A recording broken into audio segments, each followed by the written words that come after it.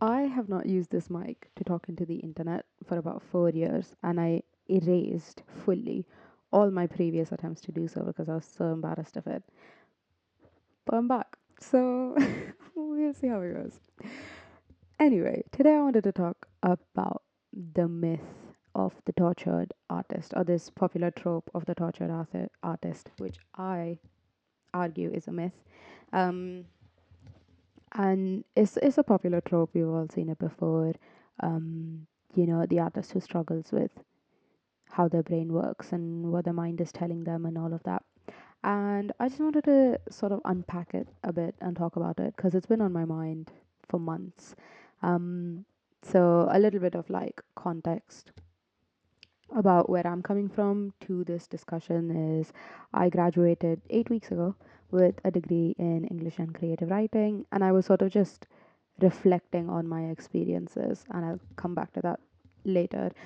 But I was sort of reflecting on it, and I was sort of just like constantly thinking about how we discuss and how we portray tortured artists. And of course, there's a lot of nuance to it, and I will not be like covering all bases, but I will talk about like some things that I think are like important to consider while talking about tortured artists and how we discuss them. And yeah, I've been writing since I was about 7. So I wrote through school, college, university, and I've had like mental health issues with mental health and mental illness, um, like at different points during my life. So I've got a little bit of experience there, and that's where I'm coming from into the conversation. And the first thing that I wanted to say is that mental health, I definitely think, is linked to creativity. Mental well being is linked to creativity, but not in the ways that we are taught it is, or at least I was taught it is through media. One second. There we go. Because I do believe that marginalization or oppression forces innovation. If you can't survive in the world the way you're taught to survive, you find alternate ways of surviving, of thinking, of being. In the case of mental illness or chronic illness, you sort of have to innovate and create your own ways of surviving in a world that often might not feel like it was built for you. And that applies to various lived experiences and backgrounds. But what I'm trying to say is that definitely like difficult experiences can cause innovation or can cause creative ways of looking at the world or alternative ways of looking at the world. But creating art in itself, it is a process, not a value. It's something you do, it's not something you inherit or own. And I think people often don't talk about how creating art takes as much as it gives. You get a lot of satisfaction when you've completed a project, when you finished an essay, when you've written a poem, but you've also put in so much effort into making it. Like you spend hours, if not days, months, years, thinking about your concept, thinking about how you want to present it to the world and how you want to talk about it. Like this video is probably not going to be more than like 10 minutes, but I've easily spent 4 hours at least just planning it. Creating art demands energy. And if you are an artistic person and you do create art and you see art as fuel for living in the world, for expressing your innovation, for expressing your alternate ways of thinking and being, it doesn't replace your other basic needs like food, water, sleep, hygiene, exercising, and socializing. If you aren't getting enough sleep, if you aren't eating enough, if you aren't connecting with people enough, you won't feel capable enough to make art that is authentic and fulfilling to you. Just just how if you don't get enough sleep or food, you won't exercise, or if you do exercise, you'll be hurting yourself. the same applies to art because it is an activity that you do. Creating art is expressive, it's bold, it has an element of escapism to it, but it doesn't come out of nowhere. Creation is a state of expression. I saw a quote on Pinterest that talked about how expression is the opposite of depression.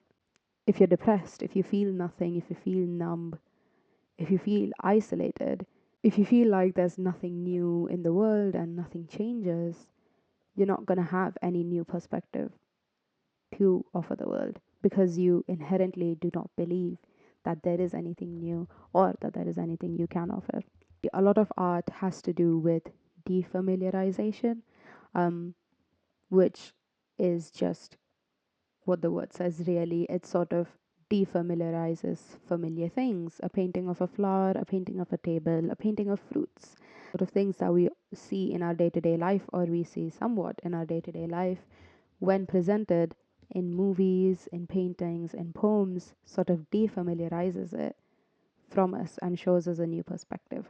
When people say that art is therapeutic or that art helps them, it's because it's forcing them to see something new in something that they see every day. It's taking from them as much as it's giving to them that new perspective. Expression, defamiliarization, and just having the confidence to say, this is how I see the world, or this is how I see the world today, doesn't come from nowhere. You need to have the energy for it, you need to have the dedication for it. And if you do it religiously or you do it often enough, you need to have the discipline for it. Prolonged illness, while it might inspire creative ways to live, it does not allow for creation. As people build those skills by doing it often, by renewing themselves to be able to practice the skill. Looking back when I was 17, I was very anxious. This was like COVID, yeah, 16, 17. It was COVID times and I was really anxious and I was writing a lot. I was writing like so much. And I was like, oh my god, I'm never gonna be able to write this much ever again because, what if I get better? Then what happens? What if I'm not as anxious anymore? What if I become like secure in myself? I'm never gonna be able to write again. And I think that's something other people can relate to as well. I'll be back in a second. I would like to point out that I was still able to write a lot, even though I was very anxious about myself because I did not have to worry about my other basic necessities. I was living with my family as a kid, and I was lucky enough to not have to worry about, um, just basic necessities, resources. Obviously, I was worried about all of our health and well being and the state of the world, but I had people around me and I had people who were taking care of me. It was a genuine fear, but I'm still writing. Not as much, but that's because I actually do other things. I'm still passionate about it. I still love it as much as I did then. Um, and I think I have a much healthier relationship with it now because I'm also doing other things. Whereas when I was 17, I was like, this is all I've got. This is my one skill. The second, like, just example from my own life, um, was in my second year, my first term of second year. Now, if you've been to university in the UK, first term of second year is just shit. And I was no exception to that. And I was just having like a rough time settling back into university after first year, and I had issues with my house and just living situation. It was just, anyway, it was a lot. I was not happy, and I was unable to complete my creative writing portfolio that I had due that term. I mean, I was struggling to complete it. I did complete it, but the last poem um was literally just it. reached the line count. It wasn't technically good. I just wasn't happy with it, and I just had to put it in to fit in the line count. And I was just like, it fits with the rest of the poems, but it doesn't really. I was afraid it stands out. And when I got my feedback, I literally like dropped from a first to a 2-1 because of that one poem. Because my like marker mentioned in the feedback that that one stood out because it felt like not edited, not revised. It felt very like new as compared to the other. So clearly, like, I had a foundation for my fears, but it was just a good example of when I was responsible for my well being and my life and feeding myself and keeping myself healthy. And then when I struggled in a similar area of like mental health, I didn't do the work. I beat myself up for it then, but I can definitely see that now. The whole reason why I feel so strongly about this is because I think it's so important to think about when we talk about artists, popular artists who have struggled with mental illness. When we talk about their work, we only usually talk about like their lowest moments or periods of life and link their work to it. Whereas I think, especially if you struggle with mental illness, when you share your work to the world, those moments are moments of resilience. Those moments are saying, I got out of the funk once, I can get out of it again, have enough in myself to give to the process of creation and get something from it and feel confident enough to share it with the world. And it's just such a powerful sign of resilience, of power, of agency. And when people talk about popular works and just link it to, oh, when he struggled with this and she struggled with that, and this came out of this and this came out of that, it's so important to sort of demystify creation and mental illness both, and